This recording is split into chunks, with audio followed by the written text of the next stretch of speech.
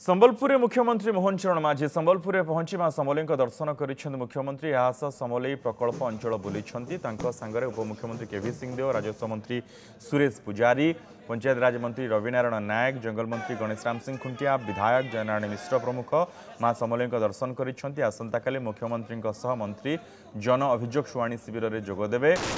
MSc कार्यालय आसंता काली गोटे दिन मुख्यमंत्री अभियोग प्रकोष्ठ खोल मंत्री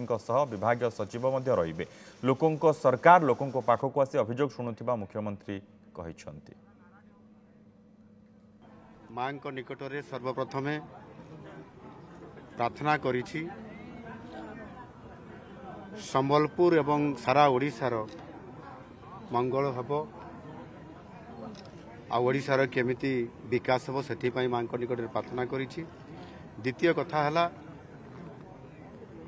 ओडिशा शासन रे ये प्रथम थर करी मुख्यमंत्री अभियोग प्रकोष्ठ जहाँ भुवनेश्वर रे राजधानी रे हुए साधारण लोकंकर समस्यार समाधान तांकर दाबी दरखास्त करिवार लागि एवं मु आगु जेते बळे आसीतिली सेते बळे मु एठी प्रस्ताव देइथिली जे निश्चित भाव में ओडिशा सरकार निजे आसीबे संबलपुर को एठी मध्य मुख्यमंत्री अभियोग प्रकोष्ठ